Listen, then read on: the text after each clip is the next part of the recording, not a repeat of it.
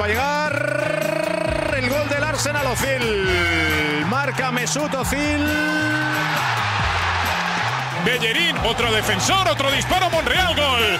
Marca el futbolista español, marca Nacho Monreal. Pim pam pum. This is Arsecast Extra. Hello and welcome to another Arsecast Extra, as always, with James from Gunnerblog. James, good evening to you. It's Sunday evening. It is Sunday evening, and it does feel somewhat goodlier than Saturday evening does, didn't it? It does a bit. I wonder why. Is that because Manchester City have just spanked Chelsea 6-0? I think it feels like a very big part of it. Yeah. I mean, it's not just, of course, revelling in a rival getting thrashed. It has bumped us up a league place in the table as well. Right. For the second week in succession, we owe it to another team to put us up a place in the league, because obviously Bournemouth battered them whenever that was, and we jumped above them then. And the same thing has happened again. Their goal difference has been cancelled out. So we're into fifth now. That's automatic Europa League qualification. Hurrah! Hurrah! That saves us some hassle during the summer. I think, would it be remiss of us to not look at Twitter right now and just have a quick scroll through the Sarri out hashtag?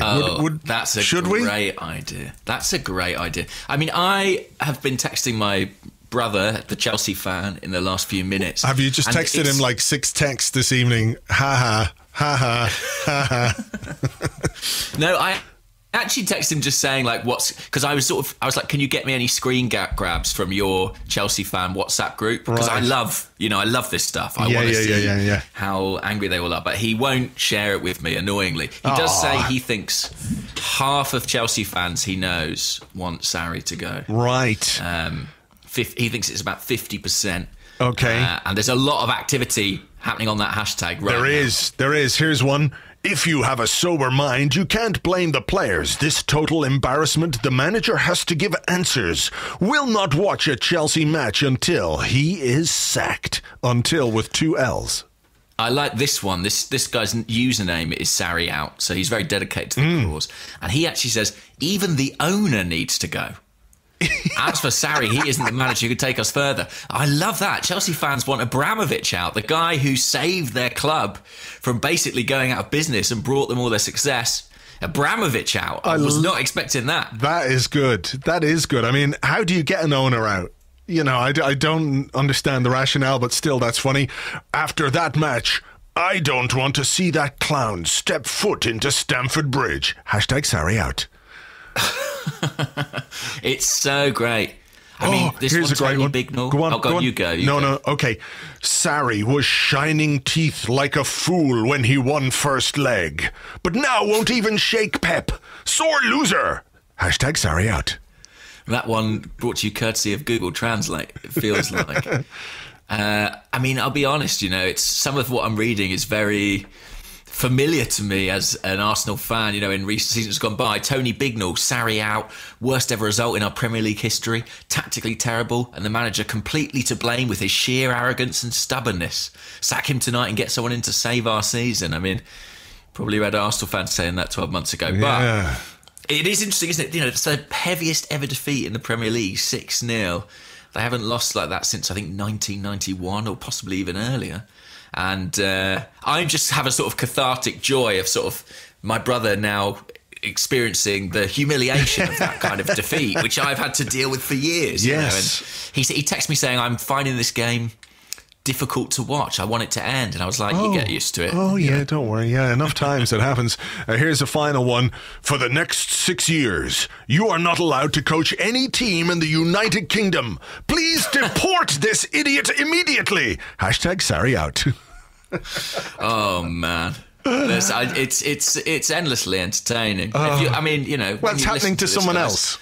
Exactly. It's happening to someone else. That's how I feel about Mike Dean, by the way. I saw your tweet saying, I'm not having this rebranding of Mike Dean as national treasure. And I agree with you. But when he's happening to someone else, I can take pleasure from that. I kind of see that, but I find it hard to to get into this whole, oh, look at Mike Dean with his flourishes and his theatric pointing to the spot and everything else. Yeah. It's Did you see him with the match ball at the end? No, I switched off at that point. Oh, right. Well, obviously, Sergio Aguero was due to get the match ball. Oh, I know what he did. Can I guess?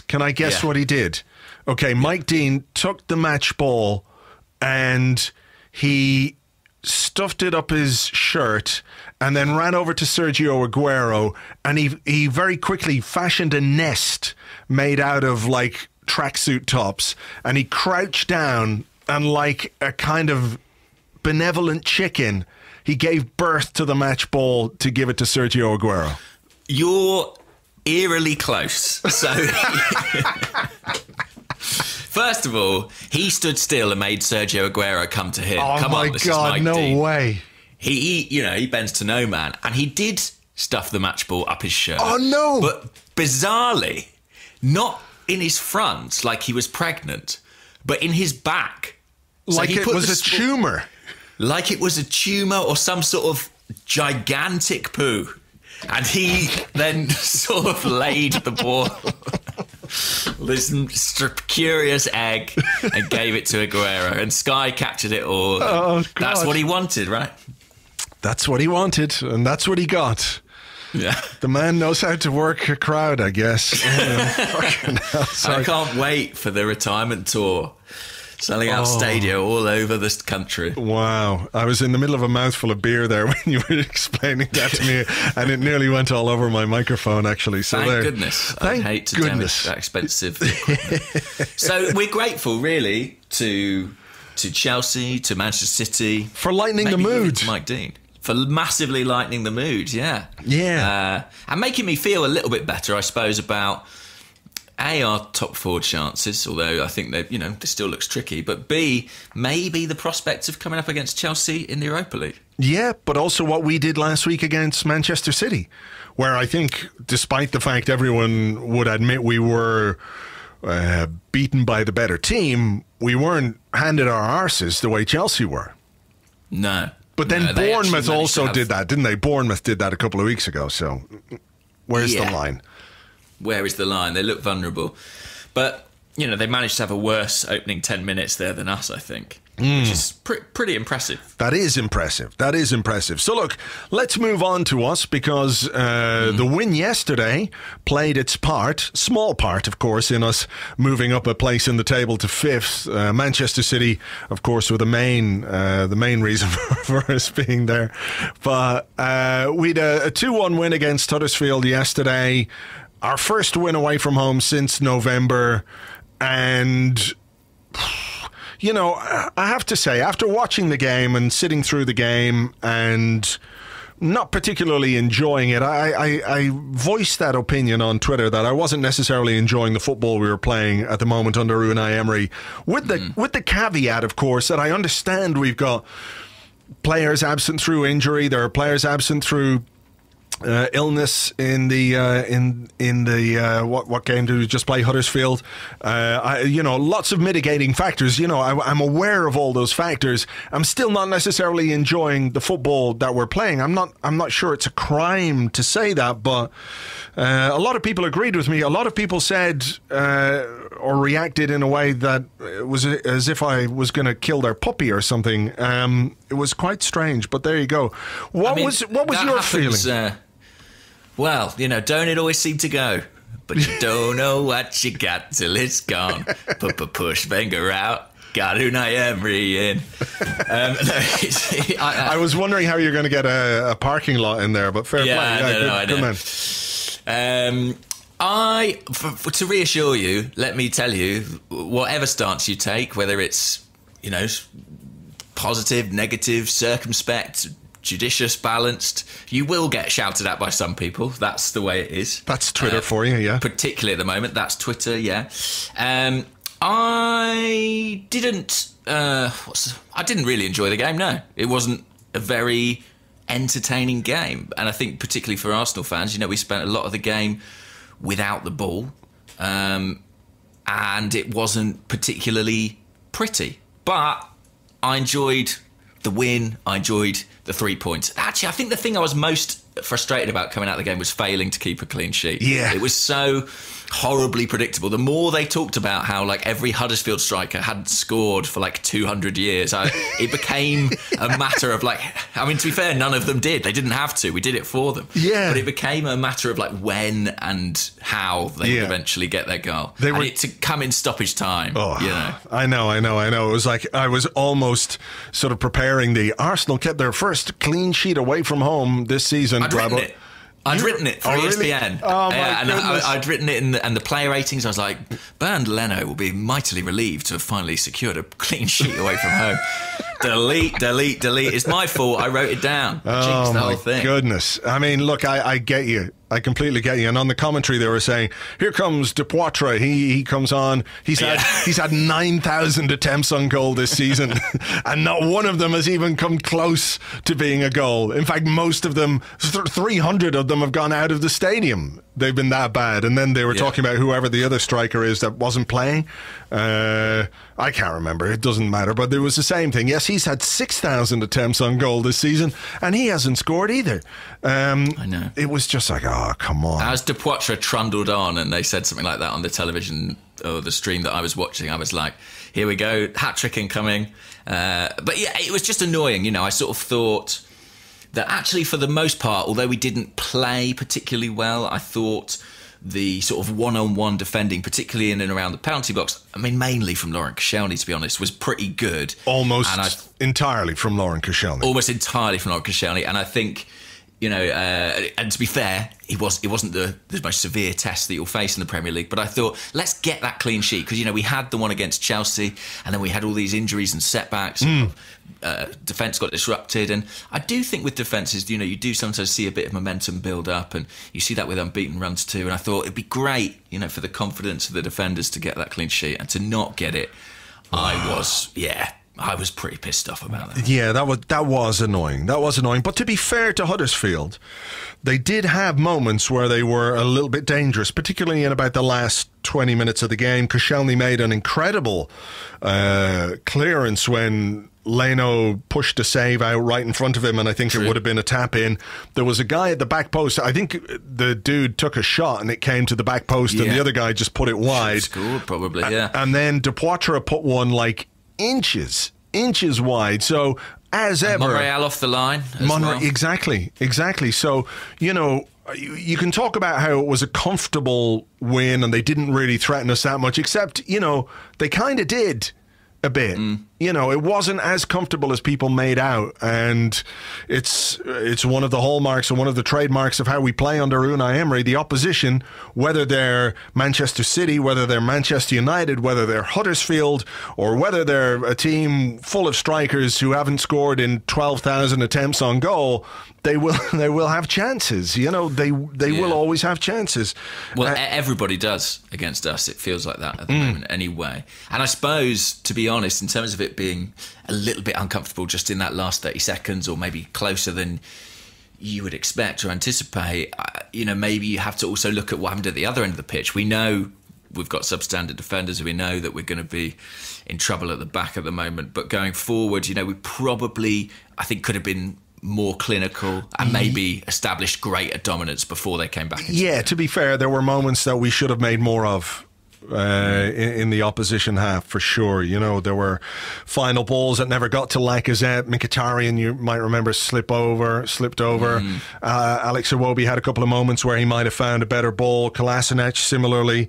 Iwobi set up a great chance for Lacazette quite early on in the game, and he took a heavy touch and got tackled.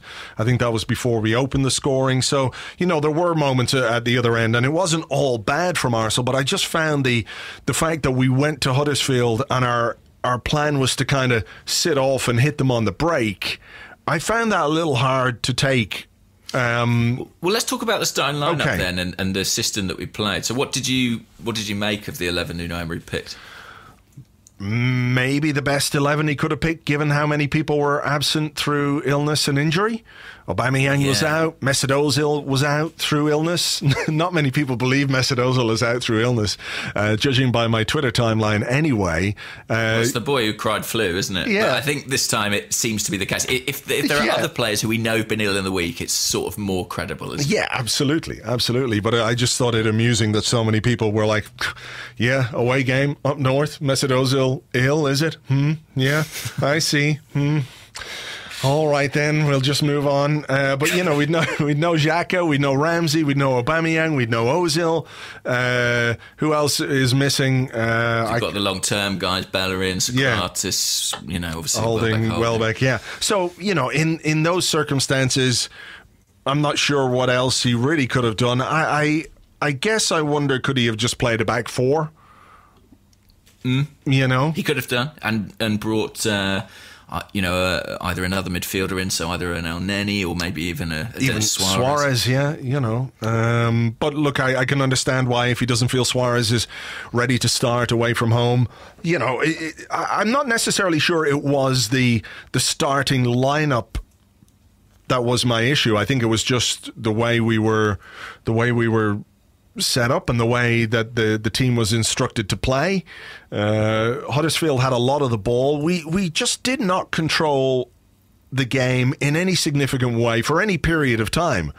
You know, they had more possession, they had more passes, they played the game more in our half than we did in their half. I think we were effective going forward when we broke, and we broke quite well at times, but you know, when you're playing a team like Huddersfield, who are bottom of the league, they've only won twice all season. They haven't scored in, 14 millennia. You know, they've had 22,000 attempts on goal and haven't, it just felt a little unambitious. And I get it. I get all the stuff about the players we have missing and everything else, but we're Arsenal. You know, I just expect us to be in control of games against teams like this. It's a really tricky one. I found myself after the game trying to work out, was this the plan or was this just a bad performance? Do you know what I mean? Because there is a logic to what Emery did, I suppose, and that he played three centre-halves and he thought, I'll pack that area. I don't think Huddersfield will score. You know, if we go with Lacazette, Iwobi and Mkhitaryan and the wing-backs, we've got outlets on the break and we'll hurt them. And you know, you sort of can't argue with that to an extent. It did work, as ugly as it might have been. Functionally, it worked. But everyone who was at the game, and I wasn't there, but all the journalists who were talking about how animated and unhappy Unai Emery looked on the touchline. Yeah. I noticed that even on TV. I think in the second half, after he brought El Neni on, there was a moment where they had a throw in, and he was telling El Neni to push up to a player nearer the halfway line, and El Neni dropped off, and even on TV you could see him go bananas at what was going on. He was really unhappy, and then I sort of was waiting for the press conference thinking, okay, this is going to be interesting, you know, maybe we'll find out sort of what his issue was. And he said, I'm happy with the performance, I'm happy with the commitment of the players. I mean, it's one of those where you desperately wish that he either had a translator there or, you know, was just a bit further along in his development with English, because I would love to know what it was that was making him so unhappy, because I think then you can sort of unpick, did he really go there and think, I'm going to just let Huddersfield have the ball and hurt them when we can? Or were they not doing what he wanted? And to me, the substitution of Lucas Torreira, for example, in the second half, a lot of people looked to that as, he's being rested, fresh legs. To me, that spoke to Emery not being content with the way we were controlling the middle of the pitch. And I think, you know, we did struggle in that area. Yeah, maybe so. Maybe so. I do wonder what putting El Neni on does for that, really, though. Yeah. I know he's a safe player and he'll circulate the ball quite well, but I'm not sure that was our issue. I'm not sure, like, sticking on one midfielder for another was going to solve the problems that we had in terms of controlling the game or dominating possession in any way. I don't know. It just feels to me sometimes like Emery's conservatism, his cautiousness plays into the way that the players approach the game. Yeah. I mean, you know, a man once said once you've had caviar, it's difficult to go back to sausages. And I think the problem is that what Emery's got is sausages available to him at the moment. Right. And you can't make caviar out of sausages. Try though you might. A sausage won't lay eggs. That's true. That is very true. And if it does, that's the wrong kind of sausage you've got in your mouth. My friend's daughter asked him the other day if sausages were pig's eggs. But I thought it was an interesting idea. But no, what I mean is like with what he's got available to him, I can understand all the decisions. Like, for example, 3 centre-halves, I think, is partly because if he doesn't play 3 centre-halves, he's got most likely Kolasinac and Maitland-Niles on opposite sides at full-back. And I think with some justification, he probably worries about those two players as his fullbacks. Yeah, that's true. So he goes with the 3 centre-halves. Up top, he's got Lacazette, but he knows that, you know, good striker though he is, he's about holding the ball up, bringing others into play. So he wants to get people either side of him who can then feed the wing-backs.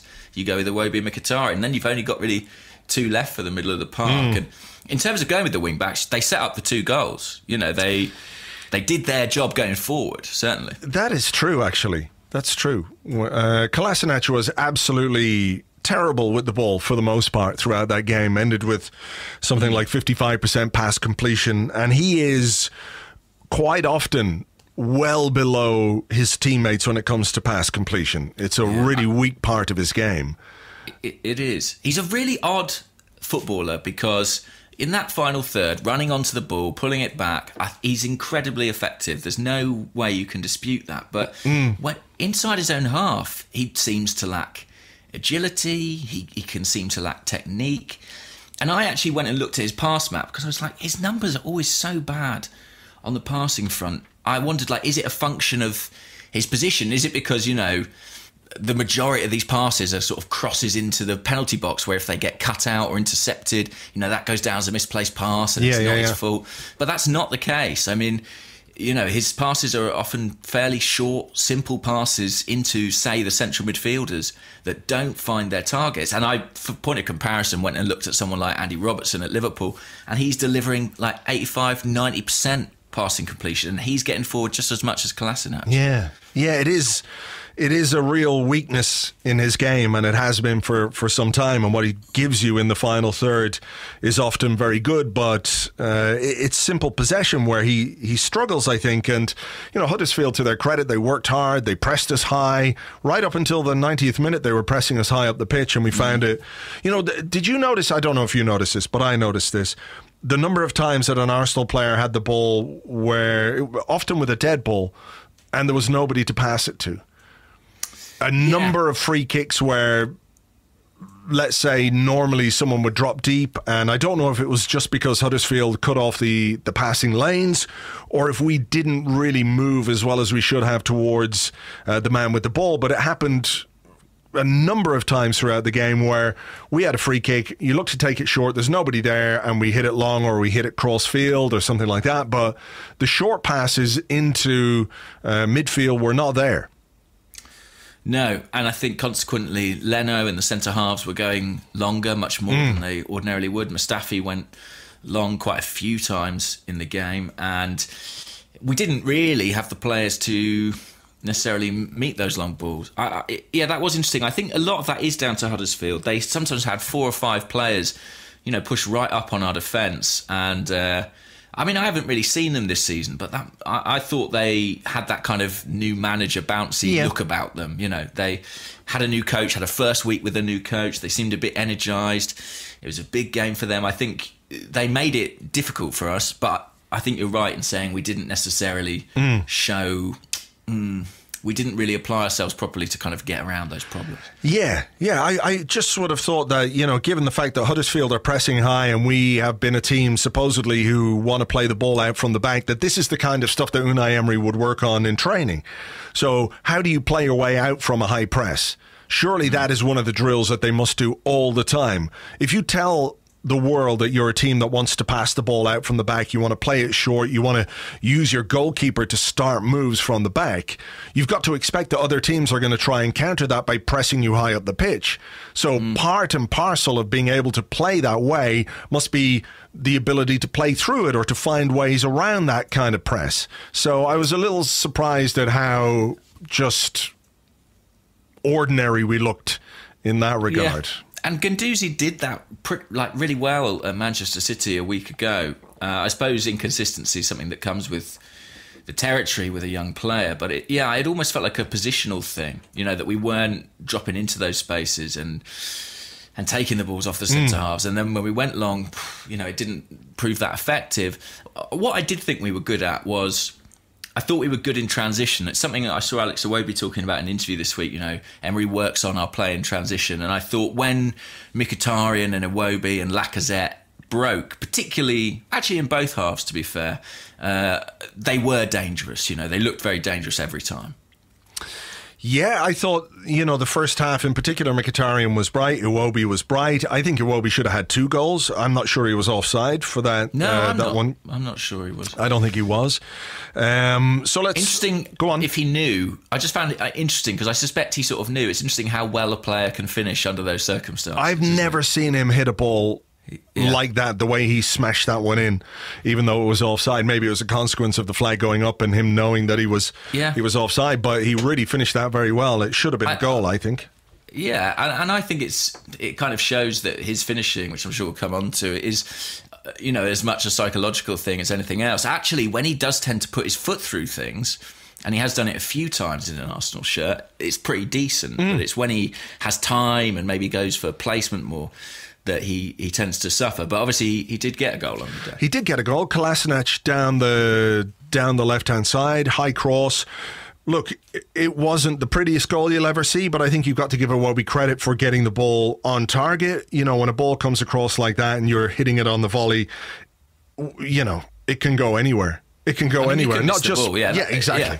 Not just with Iwobi, but any player, when the ball comes across like that, it is liable to go anywhere. So getting it on target, he got the look he deserved, I think. Yeah, he did. I agree that sort of, I suspect the goalkeeper would have saved it if it hadn't been deflected, but he made a decent enough contact with it and put it in the right direction. It's one of those where you look at it and you think, is this going to be his goal or an own goal? But I think it's definitely his goal. Yeah, for sure. I think he deserves that. And the second goal, Maitland-Niles, good work again from Mkhitaryan, who held the ball up well, played it to Maitland-Niles. Great cross from Maitland-Niles. And Alex Lacazette there to apply the finish from close range. What did you make of... Yeah, good cross. What did you make of Maitland-Niles yesterday? I thought... I find him confusing in a way. He's so confusing. He's such a weird footballer. It's a bit like Kolasinac, like some really good moments and then others where you're like, I can't believe you've done that. That, just simple misplaced passes that are clearly well within his technical capacity. Yeah. It's like his brain just sort of disappears for a minute. I mean, we've seen it before from someone like Granit Xhaka, a really technically competent player who will just have these sort of brain farts. And that's what it feels like with Maitland-Niles. But I would say, actually, as much stick as Xhaka gets, I know he's older and more experienced, but I think it's almost less infrequent with him. With Maitland-Niles, it feels every time I see him play, you get this mix of some really promising moments and then somewhat that are just, I actually can't think of a word. They are so bizarre. Yeah, they're weird. They're weird because you can see he is a player who's got plenty of technical ability. He's got good pace. He's strong. He's... his movement is really good, particularly down the right hand side in the final third, and those moments kind of cloud the other stuff that he does, and you can understand why that happens. He's not a right back, but he made 6 out of 8 tackles yesterday and 12 ball recoveries. One of them was when he gave the ball away really easily. He was just playing a pass back to Mustafi and he underhit it, and I can't remember who it was, took the ball on and he chased it down and got the ball back. A great assist, a great ball for the goal for Lacazette. So, it is a mixed bag, I think you would say. I do wonder if it's a thing in the modern world that we... When it is a mixed bag, the focus tends to be on the bad stuff rather than the good stuff, because there was some good stuff from Maitland-Niles yesterday. He wasn't brilliant, and nobody's saying that he is the answer to our right-back problems or anything like that, but it wasn't all bad from him. No, I actually like a lot of what he does as a wing-back. I like that he's not just a player who runs in one direction. He doesn't just stick to the byline. He actually will drive in field and kind of almost become an auxiliary advanced midfielder in that way. And you can see that his versatility plays into his capacity to do that. I also think his mistakes that we saw in this game aren't really to do with his position. I think they were so simple almost that, he'd make those anywhere on the pitch. And actually, they might be even more damaging if he's playing as a kind of central midfield player. I do think you're right. There was a lot that was positive. There was also a lot that was negative. And I think a couple of things. First of all, I think there's an assumption that with young players that these moments will just evaporate and disappear. I really hope that's true for Maitland-Niles, but it isn't always true. There are some players who struggle with concentration or focus, and I hope that's not going to be him, because that will stop you making it at the top level. And, there are loads of players lower down the leagues who've got plenty of skill, but not quite the right mentality or psychological dimension. So it's as important as anything else. And I hope he gets over it, because, like you say, there are some really, really positive attributes there to work with. And I still think he's probably the best bet. We've talked about right back as a problem position. I think he's certainly in this system, I think he's the best bet. Well, look, Unai Emery has picked him ahead of Lichtsteiner, and I think that tells you that he wants to give Maitland-Niles a chance in this position, because we don't have Bellerin for the rest of the season. We have got Lichtsteiner, who can do a functional job probably in some games, but he wants to play a particular type of player at right back or right wing back, and I think he's a player who's still really, really early in his career. Let's not forget Maitland-Niles playing what's he played? Maybe 30 games for Arsenal, if that. If that. So there are going to be ups and downs. There are going to be things that he does and things that he learns from, and it's about learning from those things. If he learns from the mistakes that he makes, and what I think it is more than anything else, it's a concentration issue rather than a technical issue. And I do think he needs to work on that side of his game. And if he does, then he can cut those mistakes out and be a really effective player for us. What's interesting to me is I've seen him say he wants to be a winger. And a couple of times in the game against Huddersfield, he got into the final third and didn't really show much of what a winger would do in terms of how he tried to get past the opponent. It was he lost the ball a bit too easily there. So I'm not sure quite what he is yet, or what he's going to be. But while he's being asked to do a job there, I think he needs a bit more leeway from fans at this moment in time. I have a question on this, which we can come to we'll come back to that in part two. So that was 2-0. I mean. Is there much else to talk about, really? We've sort of gone about the game in a bit of a roundabout fashion, but we've covered most things off, I suspect. I think so. I mean, the goal they conceded was... I don't know what to say about that goal, that we haven't already said it. It was just... but it was... Go on. It was just surreal. It was one of those where I thought the Huddersfield player had tapped it in at first. No, it was Kolasinac. He just kicked it in. I know. That's why he never touches the ball with his right foot. That's what happens when he does. Yeah. But I mean, it was. Let's put aside our issues or concerns with style of play and everything else. We needed to win because United had won against Fulham. They'd won 3-0, so it was really important that we won the game. So first and foremost, we had to take 3 points. We did that away from home, without Bellerin, without Socrates, without Rob Holding, without Aubameyang, without Ozil, without Ramsey, without Welbeck, without Xhaka, all of whom you would say are pretty important players for Arsenal under Unai Emery and this season. So, given the state of the squad, and the team that he had to pick and the options available to him, you looked at that bench and you were like, ooh, if we need something from this game, there's not a lot there. So, you know, in mitigation, I think we had to do a job. We did the job. It wasn't pretty. It wasn't much fun. It wasn't enjoyable. It wasn't great to look at. It does feed into concerns that I have generally about how we play under Unai Emery. But in complete isolation, 3 points.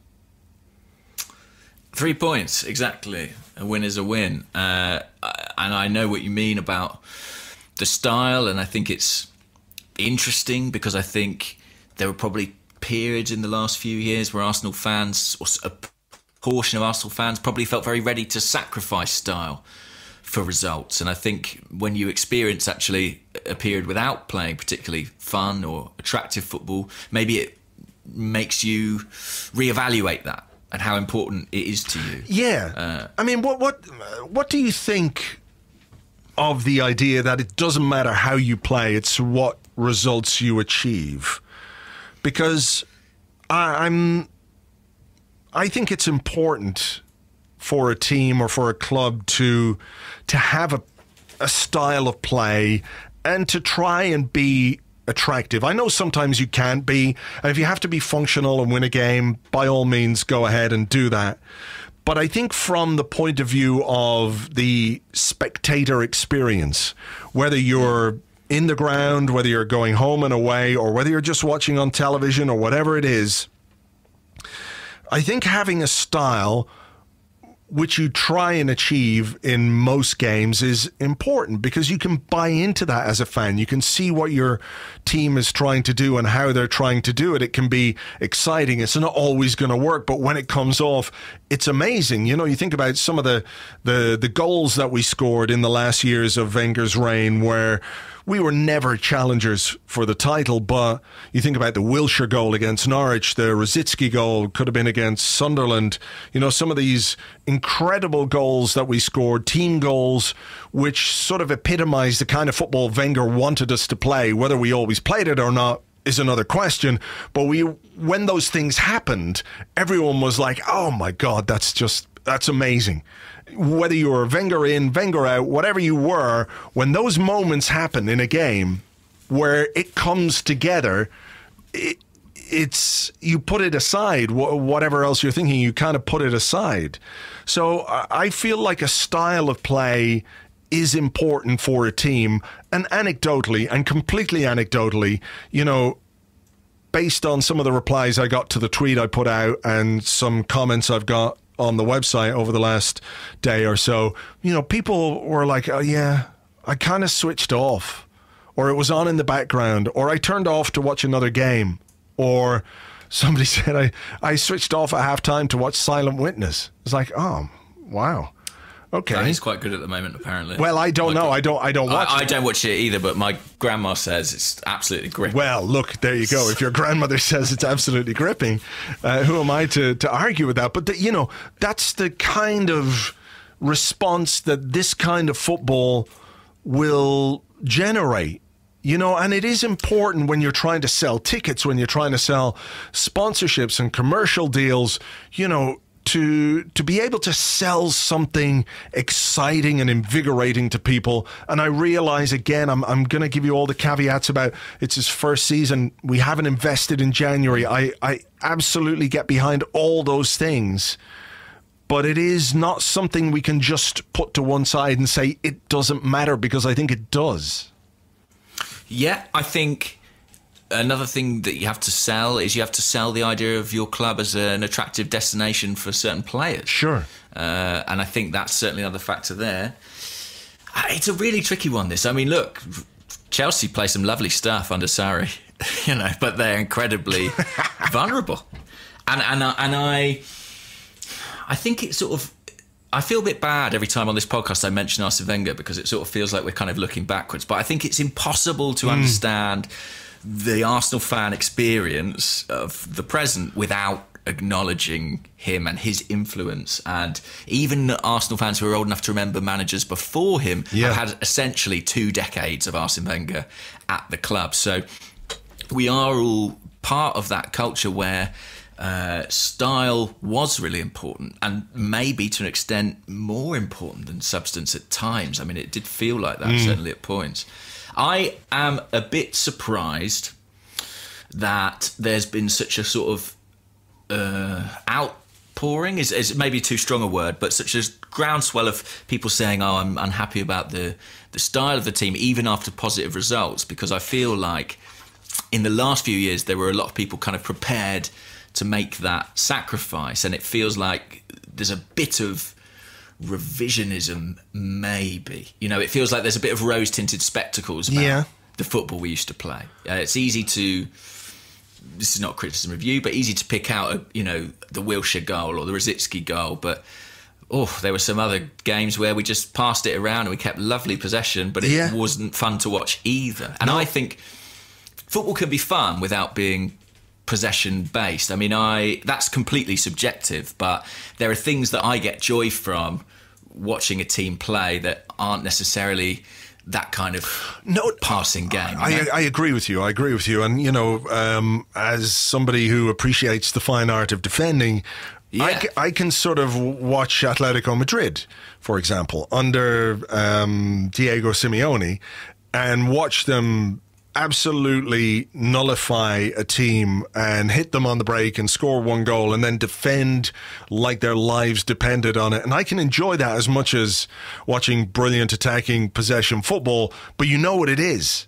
You know what that is. You know what I mean? So yeah, I do know what you mean. And I was going to say, I love watching Jurgen Klopp's teams, for example. I find the way that they transition really exciting and exhilarating. And I enjoyed...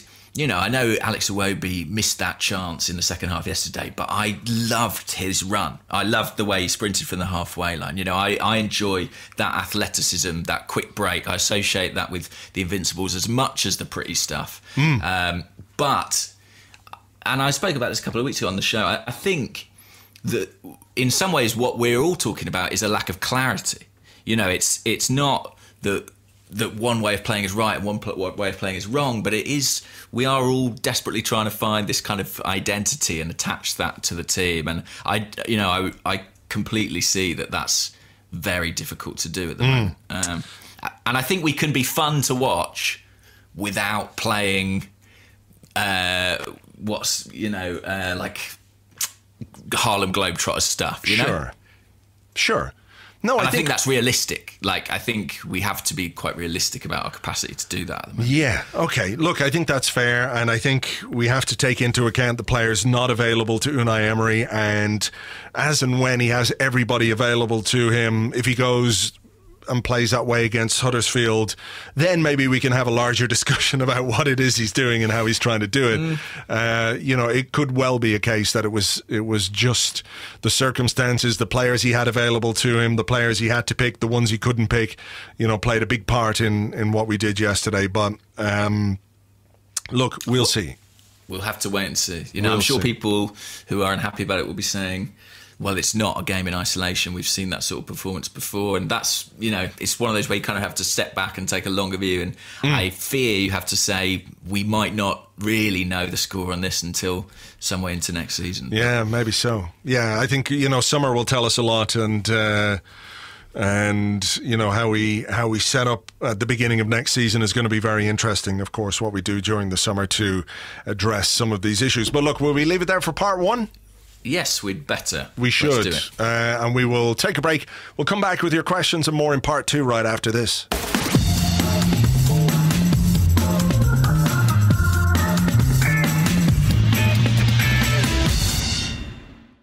Welcome back to the Arsecast Extra. This is part two of the show where we answer the questions that you sent to us on Twitter at Gunnarblog, at Arseblog, and also on the Arseblog Facebook page, facebook.com/the Arseblog. Just a quick dip back into the Sarri out hashtag. Fucking disgrace. One of the worst of the season. Hashtag Sarri out. Hashtag Higuain out. Hashtag Giroud out.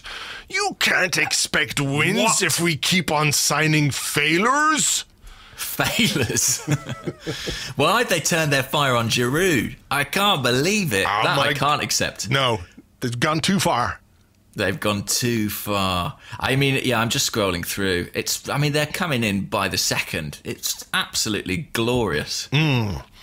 Okay, let's get on with the questions. And this is the little sorry-out amusing thing was perhaps a little antidote to the more serious question that we're going to have now, the discussion that we're going to have now.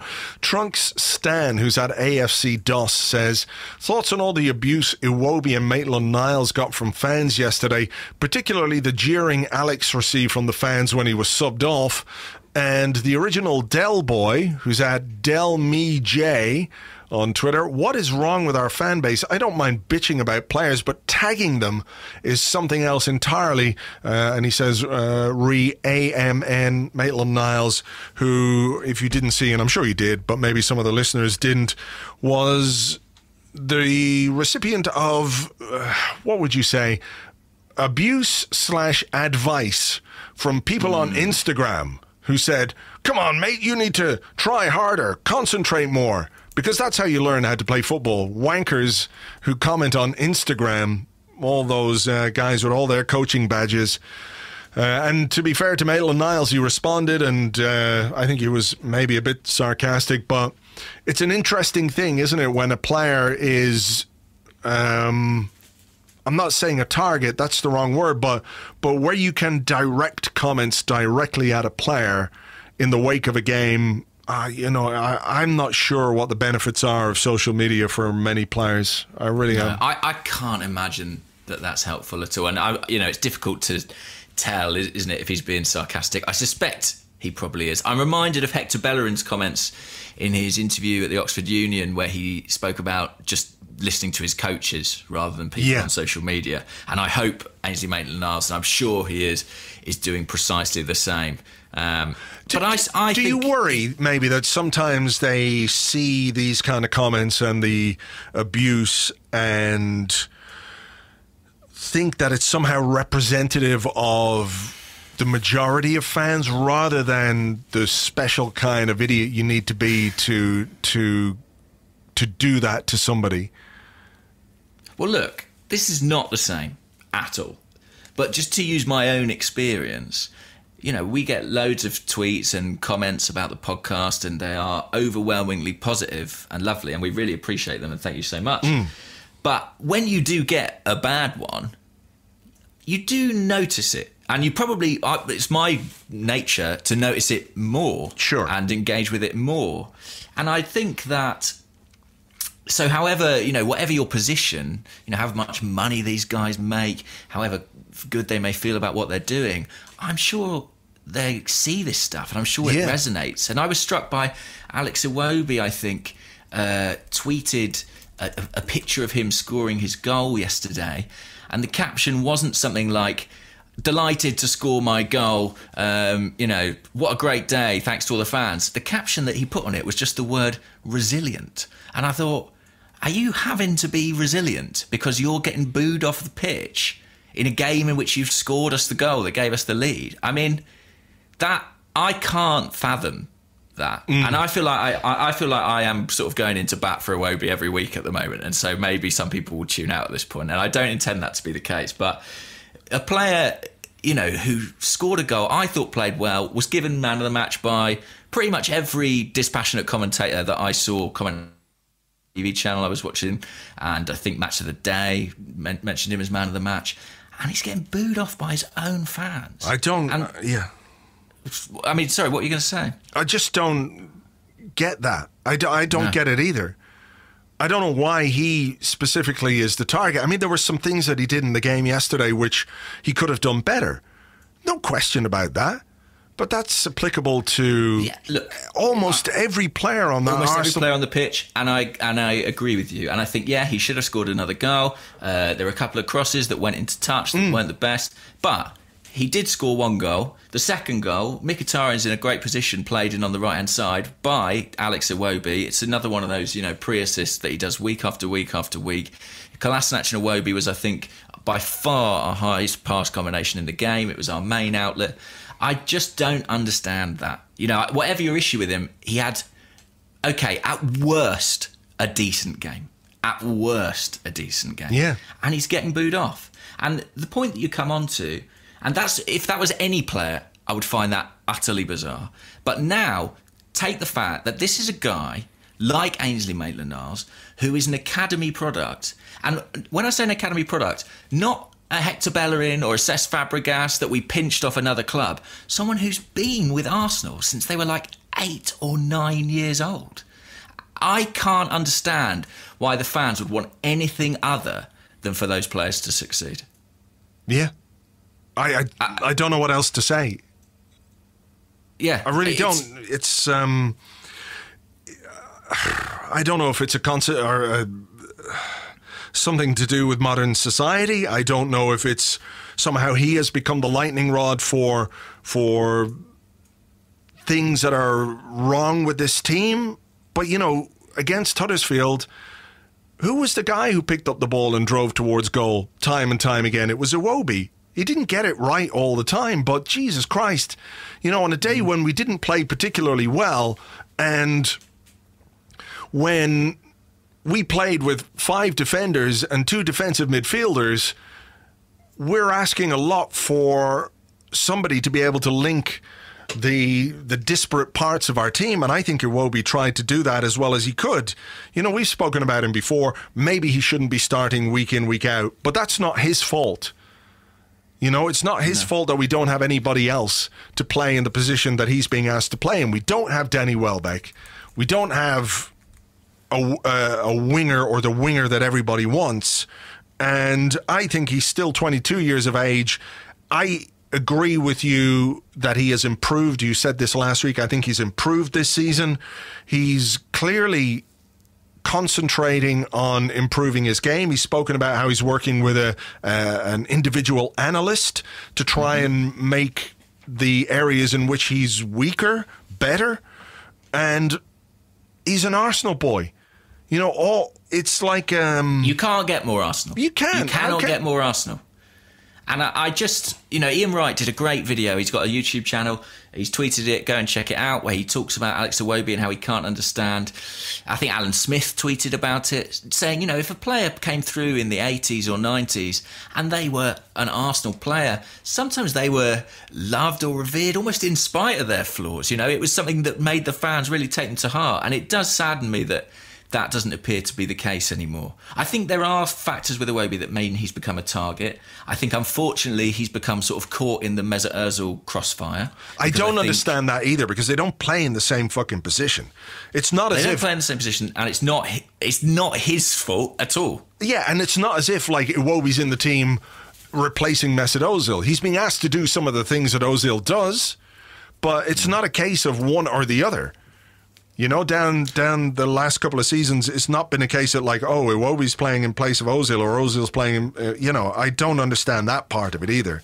I saw this tweet. I thought it was really interesting. It was from Talking Arse on Twitter. And it's just something I hadn't really thought about before. But he said, we're usually invested in academy players when they break through because of the hype that precedes them. But in Iwobi's case, we're also distracted by the Jeff, and he never built up that credit with the fans. It's a pity because the grief he gets is bullshit. I think, you know, I don't think that's the factor, but I do wonder if it's part of it. You know, no one was crying out for Iwobi to get promoted to the first team. We sort of didn't really see his promotion coming. And then all of a sudden he was in the team, yeah. Yeah. And so it wasn't, you know, if Reece Nelson comes back and puts in some sort of mid-level performances, I suspect we'll all be much more patient with him because we're all aboard that hype train. There was no hype train for Iwobi. That's a good point. It is a good point. He's still only 22. I mean, I know people tell he's played a lot of football, but 22 is still young. It's the same age. He's 8 months younger than Rob Holding. And people are saying, well, Rob Holding, you know, he could kick on. He could really improve. He could be a great first-team defender for Arsenal. I know defenders tend to mature later, but, you know, Alex Iwobi's 8 months younger than him, and people are saying he'll never be good enough. He'll never be good enough. Yeah. I really, really slightly despair at the treatment of Iwobi on a day like yesterday, because with Maitland-Niles, look, I don't like what was said about Maitland-Niles. I don't think people should be directly criticising players, like atting them in it and including them in it. No. We'll get onto that, but I could see how you could look at Maitland-Niles and say he had a mixed game, but with Iwobi I just thought he had a good game and he's getting booed. It's utterly bizarre. But yeah, the point about direct criticism I think is odd in any form, in any sort of slice of life. You know, if someone makes a film and you decide you're going to tweet them directly to tell them you didn't like it, I don't see what is to be gained from that. No, exactly. What are you doing? Only trying to like boost your own ego in some way when you can just quite easily ignore it or not say anything at all. You know, but this idea that there's somehow a culture of being able to tell people exactly what you think of them. Look, you know, like you say, we get comments about the podcast and people will, or about what we say or do or write or anything else. And sometimes people will say things which aren't necessarily pleasant or friendly or particularly constructive in any way. And they've got every right to say those things, I suppose. Similarly, we have every right to think, well, fuck you. You know?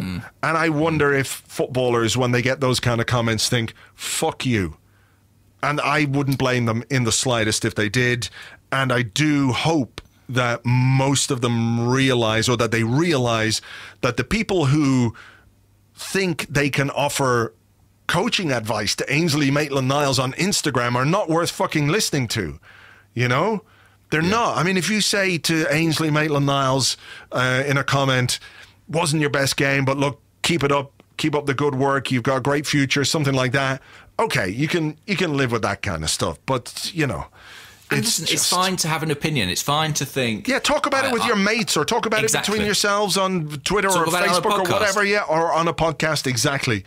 We can sit here and say we hope Ainsley Maitland-Niles, you know, his concentration improves and he passes the ball a bit more consistently. I'm not asking to be put in a room with him so I can tell him to his face, because I know I don't really know what I'm talking about. I'm not a football coach. I'm not working at that level of the game. It's absurd. It's absurd, and I wouldn't dare. If I met Ainsley Maitland-Niles tomorrow, I'd be fucking chuffed because he's an Arsenal player. And well, so you know I'd be so what, happy though? to be in his presence. You know what, though? In fairness, and I've seen evidence of this in the past, where people who have got a big fucking mouth on Twitter and on their videos or whatever, and they'll mouth off about this player and that player, or they'll mouth off about the manager even. The ex-manager that we had. And the minute that they come into personal contact with them are fawning all over them, like the hypocrites that they are. You know, so this anonymity, or this feeling that you're safe to say these things online is not reflected in real life, because you put them side by side with somebody and they're like, ooh, you know. It's just well, fucking, I don't want to be accused of pathetic. hypocrisy. I'll be filming myself at games next. But, you know, I do find this whole area just a bit sort of upsetting and unnecessary, really. And I do wonder what it is that there's that disconnect now, that players who have come through the club that you feel we should sort of hold closest to our heart, if anything, seem to be the ones singled out for criticism. It's strange. It's really strange. It is. Okay, let's move on from this, because we've given it a fair chunk. So you have a go. Next question is, how would you kill Mustafi? No, it's from Revert Chris. It's kind of along those lines. And Revert Chris says, thoughts about what Emery's short and long-term vision is for Mavropanos, left out of the Europa League squad. Were there not other more suitable players who could have been dismissed and are so far unable to replace the disaster that is Mustafi? Look, you know, we are all invested in the idea of Mavropanos becoming the answer to our central defensive problems. I would be very happy to see him given a go ahead of Mustafi. But I suppose we have to say, just quickly on Mustafi. Mustafi was so bad at Huddersfield, it made me feel bad. That's how bad it was. Honestly, like, I was watching the game and I was like, I feel guilty, because this looks like a player completely bereft of confidence. There was a bit trap the ball. There was a bit towards the end of the game where he was looking to play a simple pass out to the right-hand side to Maitland-Niles, I assume. And rather than play it to the feet of the man, he hit it into the face of a woman in row F in the crowd, and he just let out this plaintive cry. You could hear it quite clearly. It was like, ah! And you know, when we don't like players, I mean,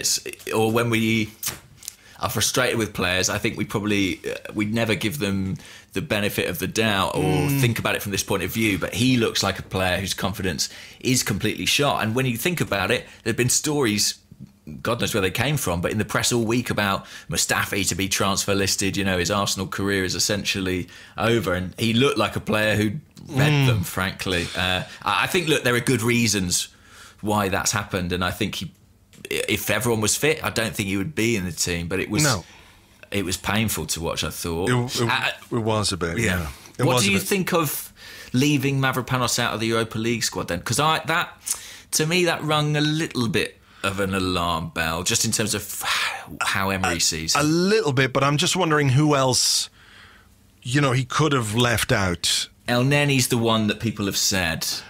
Yeah, but you can kind of see why El Nenny might be useful in versatile, if nothing else. Versatile, yeah. He can play in midfield. He can play sort of in the back three if we do that. I mean, yeah. Look, I guess it was a toss up.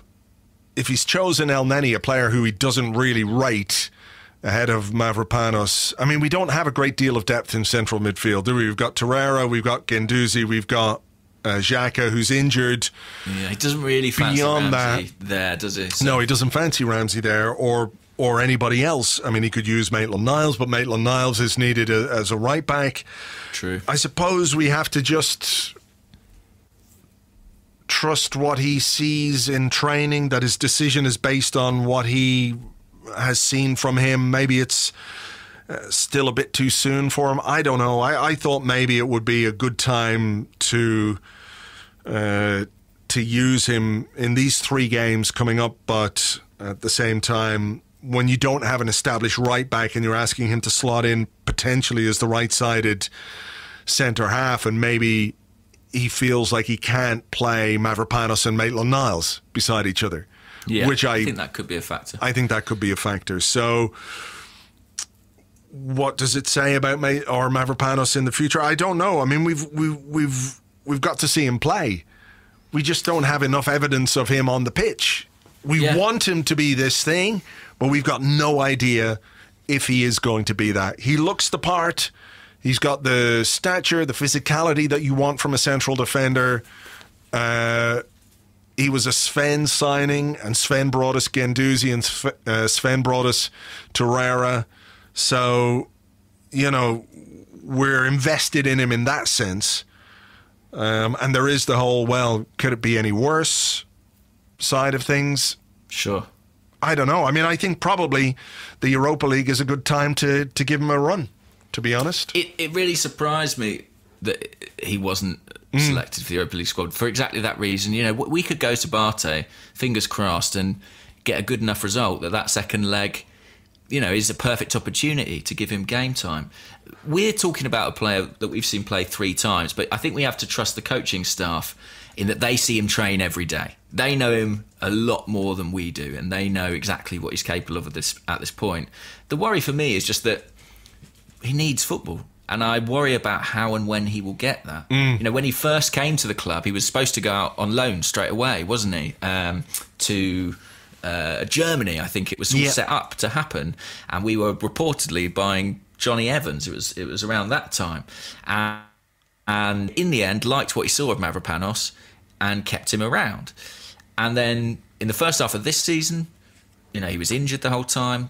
They couldn't have let him go out on loan in January again because we were in the midst of a defensive injury crisis. But without a short-term loan move or something like that, I do just worry, what the path forward is for him. It will take a brave decision to put him in. And even if you put him in now in the Premier League, you've got to take him out for the Europa League, so you can't have consistency of selection. Yeah. It was a bit surprising that he wasn't included. Maybe you could leave out Lichtsteiner, but he is an experienced player, and in European competition, if you're heading towards the final stages, he could be, he could be a useful candidate. So there you go. Okay, here's a question from Adam at Adam Pembry. Would you give Suarez his first start on Thursday? I saw that. Let me expand that question then, just a little bit. What way would you approach the first leg of the BATE Borisov tie? Would you go strong away from home, or would you send a fringe team away from home and then if it goes wrong, you've got the home leg to turn it around? Let's have a look at the fixture list because that will absolutely make my we've decision. got no game next weekend. And then we've got Southampton, haven't we, after the home game? Yeah, so it's BATE Borisov away, then BATE Borisov at home. If it were me, if I was making the decision, I think I would go strong on Thursday and try and get a good result and maybe take a good lead back to London. And ahead of the Southampton game, I could rest many of my first team players, have a couple of them on the bench if I needed them, but look to kill it off in the first game and then basically give those first team players a week off, more or less, ahead of the Southampton game and let them go full throttle at Southampton. I would do the same. I would go strong in the first leg and try and, if not kill the tie, but at least put us in a very strong position. I mean, this question came from Facebook and Mark Haynes, and he said, do you expect Suarez to start against BATE? If he doesn't, does it mean he's simply here to add squad depth? And I did think it interesting that Mkhitaryan came straight back in, you know, even though he's been injured and out for a long time, ahead of Suarez. I think Suarez will start against BATE, but I think it will be in that second leg, the home game. I think that's when he'll get his first start. I think the team on Thursday will, you know, be more like what we've been seeing in the Premier League. Interesting. Yeah. Interesting. I mean, he didn't have a lot to do when he came on against Huddersfield. He didn't have a great deal of impact. I noticed the way he passed the ball. It reminded me of Jack Wilshere. Ah, that's an interesting comparison. Technically, he's obviously very good because he's, you know, been a Barcelona player and we know how good they are technically. You know, you're not going to waste the ball. But what he did was wait until the opponent was quite close to him before he popped the ball out to whoever he was giving it to. So that was quite Wilshere-esque. And that kind of thing can give you a bit of an advantage, you know, if you've got an opponent turning around or going the wrong way. So I wouldn't be surprised to see him start on Thursday, to be honest. But I guess it depends what Unai Emery thinks of the fitness of Mkhitaryan and Iwobi and Aubameyang, of course, and Lacazette. So we'll see. We'll see. But, you know, we need to start giving him some minutes. If we want him to have any kind of impact, we need to start giving him some minutes. Yeah, and I'm looking forward to seeing, you know, what he can do. He was on a hide into nothing, wasn't he, at the Etihad, and only got a few minutes in a period where we didn't really have the ball against Huddersfield. So, yeah, I think he's a player who's all about what he does with the ball. So I'm looking forward to seeing him get it. We had this question, we mentioned Mkhitaryan there, it's from VT Guna, who's at Guna City. And they say Mickey plays on the front foot, drives the team forward, produces some great touches. He's one of the best at pressing and winning the ball high up. He was doing this when everyone called him shit too, not just yesterday. What did you make of his performance against Huddersfield? I thought it was all right, you know, considering he'd been out for so long. It was mid-December, I think the last time he played was a Carabao Cup game against Tottenham, and what? I sliced open the top of my left index finger earlier today. Oh, okay. Not right now. No, okay. Not right now, with a bread knife. And I was just sort of scratching my beard here, which has grown a bit. And one of the hairs of my beard got right into the slice and it was sore. I can imagine how that would. Anyway, I thought he was pretty good. You know, I'm not necessarily his biggest fan, but I'm glad to have him back because, you know, we're short on options at this moment in time. I thought he did press well. He did win the ball back well. He did use it well.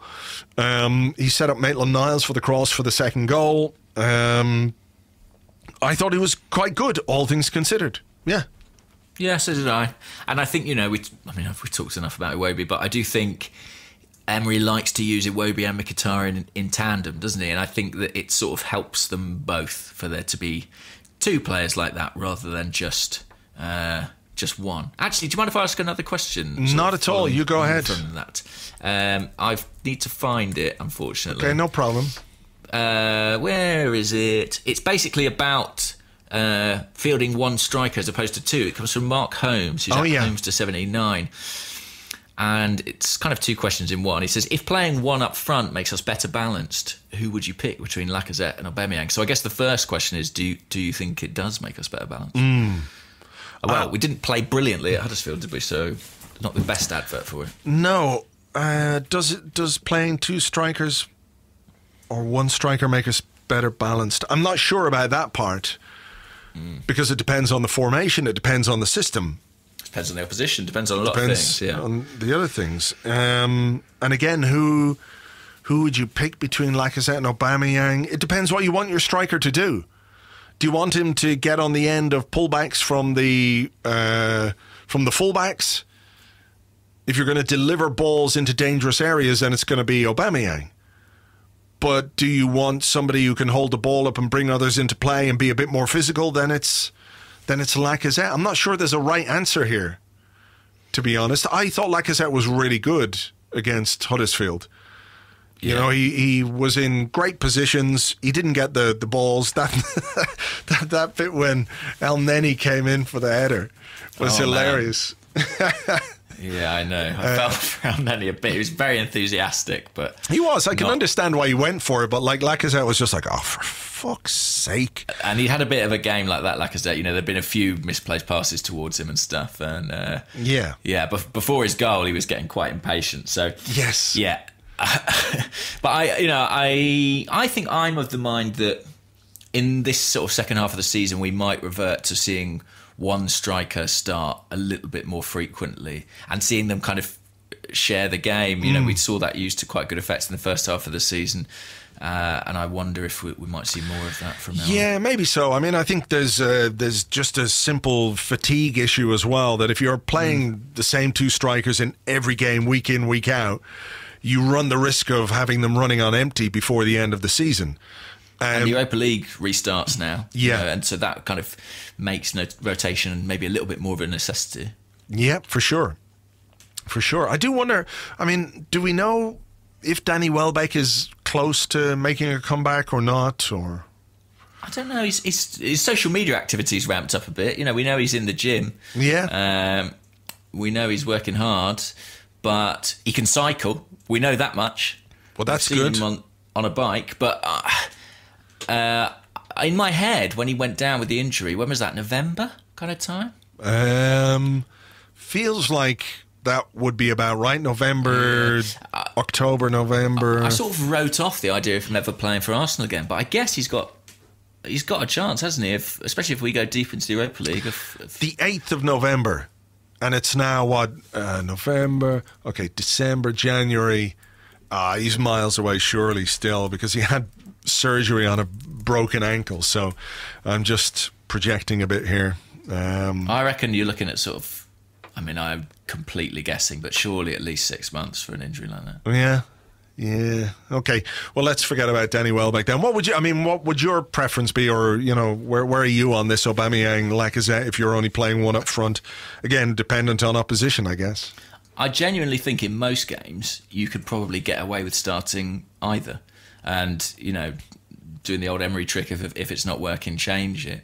And if you ask me, I don't know, to sort of as a rule, I would say if you were going to only play one, start with Lacazette and bring Aubameyang on in the last 20 minutes when he can absolutely take people apart. I mean, that's what he did against Fulham. Like yeah, the Fulham game. But in fairness, we did start with Welbeck, I think, against Fulham as well. Yeah, started with Welbeck and Lacazette in there too. Yeah. It's interesting, isn't it, how little football Eddie Nketiah's got, despite Welbeck's injury. Yeah, but I understand it, really. Yeah, me too. I mean, I hoped yesterday if we'd had maybe a more substantial lead, he might have got a bit of a run out. Exactly, but you can't put him on. I think the ideal situation this January would have been for Nketiah to go out on loan, but Welbeck's injury has put paid to that, so So there you go. Okay, Pete Bretzlaff, who says, who is your most improved player from last year's squad? He says, as the season progresses, I'm increasingly impressed with Lacazette. I think he has really improved dramatically. I think it's easy to forget that he could look very lightweight, particularly in the first half of last season. He was better after he came back from injury. But his aggression and his physicality now is on another level. So he would definitely be in contention. I think Hector Bellerin, prior to his injury, had been dramatically improved. And as we've said, I think Iwobi has been a lot better. Who do you think? I think the one that stands out for me was Rob Holding. Oh, yeah. Because let's not forget, he was a bit of a disaster at times last season. I mean, he played in that home leg against Östersunds, didn't he? And games like that, which were not great adverts for his ability, but he's made huge strides when he was in the team. I mean, I like the fact that he came in. He didn't really do anything spectacular. It wasn't a case that he was putting in 9 out of 10 performances every week. But what he was he was steady and he was consistent. And by virtue of that, he made himself a place in our defence. One of the first names on the team sheet, etc., etc. And he responded to the trust that Unai Emery had put in him. I think Hector Bellerin definitely is improved. I agree with you about Lacazette. I agree with you about Iwobi. I think in some respects, going forward, I think Kolasinac has been better, but I think it's less of a rounded improvement. Yeah, that's true. That's true. I think Lacazette's a really good shout, to be honest, because he's gone from someone who I genuinely worried if he was kind of one of those Ligue 1 guys who doesn't adapt to English football, who's been a bit of a stat padder out there, and he has really knuckled down and really kicked on. And I think it speaks to his intelligence as a footballer as well. I think he's learnt what he needs to do to flourish here, and he has done it. And he hasn't allowed the signing of Aubameyang to derail him or see his confidence wilt. If anything, he's embraced the competition. So I think he's a really, really good contender. Okay, all right. Have you got one? I think I probably do. Oh, okay, Zach K. Okay. We mentioned him earlier. From Facebook, this is, with Giroud becoming a free agent in the summer. No. The question was going to be, would you sign him purely as a backup / plan B to Ronaldo? No. I think let's treasure the memories we have. We've been there. Let bygones be bygones. We've done that. We've worn the T-shirt. Okay, I'm going to do one final one here.